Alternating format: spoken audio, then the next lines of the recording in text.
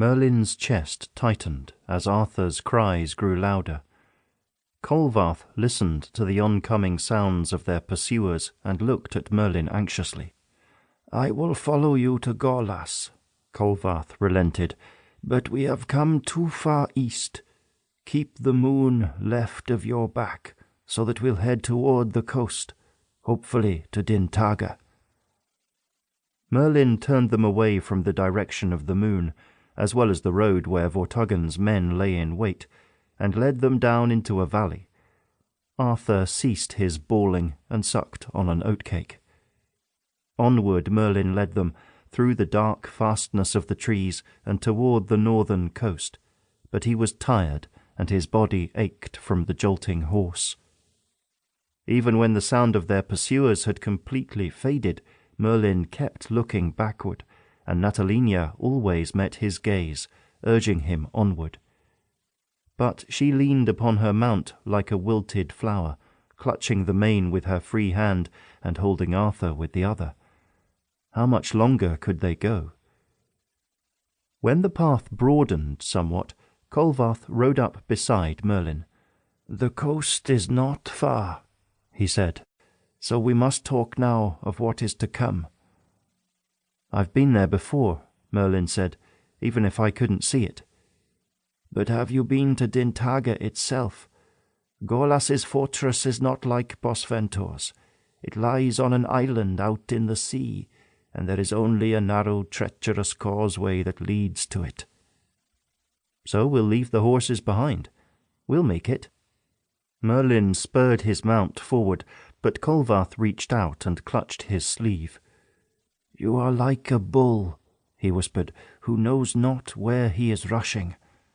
Long ago Gorlas was in love with Uther's wife, but she spurned him. You may regret entering his fortress with Uther's child." "But Uther brought Arthur along. It appears he was going to do that." "No, he was not," Colvarth said. "He would never have entered there without his men, and never to stay." Merlin ducked under a looming pine branch. "Is Gorlas so dangerous?" Colvarth chewed on this question before answering. "No, Gorlas is not a traitor. He has answered Uther's call for men before, but Uther would not have brought his wife and children into Dintaga. Of that I am certain." "Isn't Arthur the child of Igurna as well? Isn't that in our favour?" Colvarth shook his head. "I do not think so. It has been many years since I have seen Gorlas, but I fear his anger has not abated. He will take the news hard that Igurna has died." "Then we tell him the truth, that Vortigern, her own brother, had her killed." Colvarth shrugged his shoulders, pulled his hood up, and let his horse fall back into line. Garth trotted up, his mount breathing heavily under the extra strain of carrying Kagek. Despite Merlin's anger that the Druid had joined them, he was relieved they had an extra blade in case of trouble. But what went on inside Kagek's head?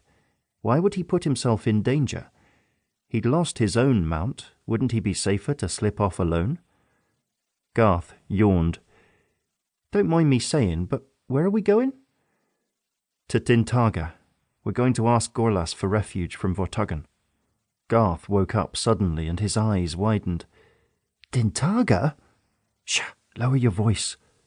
Garth gulped. "Sorry, but I didn't know we were headed to the Cambry Sea. It's been so long. This just fills my sail right up." Merlin leaned over and mussed Garth's hair. "Well then, keep your sail tied down." "Knotted? You knot down a sail?" "Fine, but we're only going to the fortress." He wished he could have a private talk about Kagek, but with the steely-eyed Druid sitting right there, it would have to wait. Or so Merlin thought, until Kagek spoke up. "Garth's explained to me what's happening, and I wanted you to know that despite the danger I plan on sticking with him, and so with you." So, this Druid thought he could decide by himself. Merlin's tunic suddenly felt hot, even in the drizzle. As much as Kagek didn't seem a bad sort, like most of the other Druido, Merlin didn't want him spending time with Garth.